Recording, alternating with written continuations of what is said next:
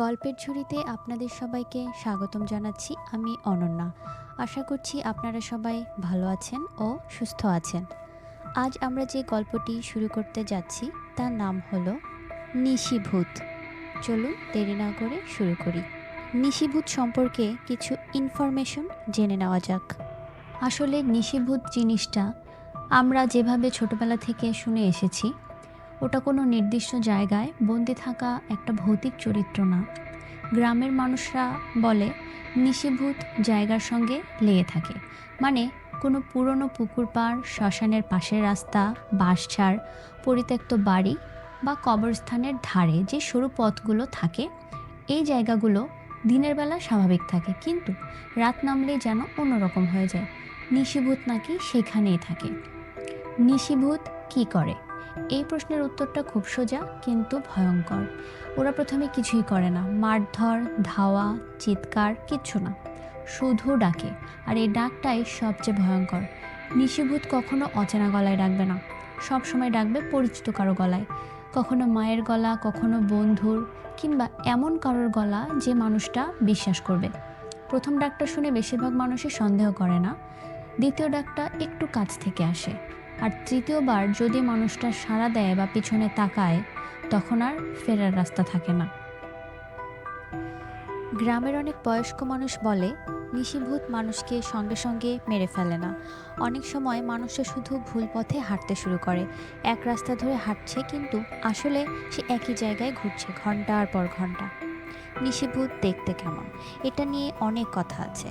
সবচেয়ে অদ্ভুত ব্যাপার হলো ওদের নাকি দেখতে খুব ভয়ঙ্কর লাগে না। অনেক সময় একদম সাধারণ মানুষের মতো দেখতে, যেমন সাদা শাড়ি পরা নারী, খোলা চুল বা লুঙ্গি পাঞ্জাবি পরা খুব সাধারণ একজন লোক। কিন্তু যারা কাছ থেকে দেখেছে বলে দাবি করে, তারা একটা কথা একরকমভাবে বলে, যেমন ওদের পা ঠিকভাবে মাটিতে পড়ে না, কারো কারো মতে পা উল্টো থাকে, আর চোখে কোনো আবেগ থাকে না, একদমই শূন্য আবেগ, শুধু তাকিয়ে থাকে এক দৃষ্টিতে। গ্রামের অনেক বিশ্বাস অনুযায়ী নিশিভূত সবার পেছনে লাগে না। যারা রাতে একা একা হাঁটে, যারা ভয় পায়, যারা ঘুম ঘুম বা নেশাগ্রস্ত অবস্থায় থাকে, ওদের পেছনেই নাকি এরা বেশি লাগে। বাচ্চাদের খুব একটা ধরে না, কিন্তু বড় মানুষ, বিশেষ করে পুরুষদের নিয়ে বেশি গল্প শোনা যায়। নিশিভূত থেকে বাঁচার ব্যাপারে গ্রাম বাংলায় অনেক কথা চালু আছে, যেমন রাতের বেলা কেউ নাম ধরে ডাকলে সাড়া দিতে নেই, পিছনে তাকানো যাবে না, হঠাৎ কোনো অদ্ভুত গন্ধ পেলে থামা যাবে না। কেউ কেউ বলে আয়তুল কুরসি বা নিজের বিশ্বাস অনুযায়ী মনে মনে প্রার্থনা করলে সাহস আসবে। আবার আবার কোথাও শোনা যায় জুতো উল্টো করে পড়লে নিশিভূত বিভ্রান্ত হয়ে যায়। এগুলো বিশ্বাস আর ভয় মিলিয়ে তৈরি গল্প। সবচেয়ে ভয়ঙ্কর কথাটা কিন্তু শেষে এসে দাঁড়ায়। অনেকেই বলে নিশিভূত আসলে বাইরে থাকে না, মানুষের ভয় থেকেই তার জন্ম। যেদিন মানুষ ভয় পায় না, সেদিন আর সে ডাক শোনে না। কিন্তু সমস্যা হলো, রাতের অন্ধকারে একা থাকলে সবাই না চাইলেও একটু ভয় তো পায়, আর তখনই কেউ যেন খুব আস্তে করে নাম ধরে ডাকে। নিশিভূত বা নিশির ডাক নিয়ে একটি ছোট্ট ঘটনা। এই ঘটনাটা আমার এক চাচার মুখে শোনা।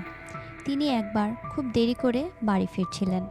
রাত তখন 12টার একটু বেশি। গ্রামে রাত 12টা মানে কিন্তু অনেক রাত। গ্রাম থেকে শহরের দিকে যাওয়ার পুরনো রাস্তাটা এমনিতেই খুব নির্জন, দুই পাশে ঝোপঝাড় আর একটা শুকনো খাল।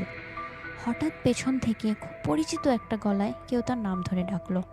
গলাটা এতটাই চেনা যে প্রথমে কোনো ভয়ই লাগেনি, মনে হয়েছিল পাশের বাড়ির কেউ হয়তো। তিনি সাড়া দেননি এবং হাঁটাও থামাননি।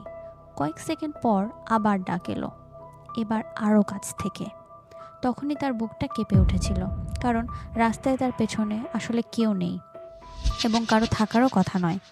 তৃতীয়বার যখন ডাকটা শোনা গেল ঠিক কানের পাশে, তখন তিনি সাহস করে পিছনে না তাকিয়ে হাঁটার গতি বাড়ান এবং মনে মনে দোয়া পড়তে থাকেন।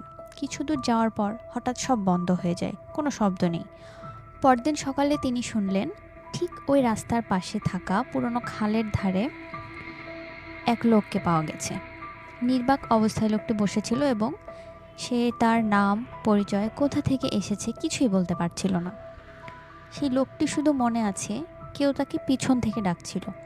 এই কথা বলার সময় চাচা শুধু এতটুকুই বলেছিলেন, সেই রাতে যদি তিনি একবারও পিছনে তাকাতেন, আজ হয়তো এই গল্পটা বলার সুযোগ থাকতো না। তো যেটা বলছিলাম, নিশিভূত বলে কোনো সত্তার বৈজ্ঞানিক প্রমাণ কিন্তু নেই। এগুলো মূলত এসেছে গ্রামের মুখে মুখে চলা গল্প, পুরনো বিশ্বাস, রাতের ভয় আর মানুষের মানসিক অবস্থার ব্যাখ্যা থেকে।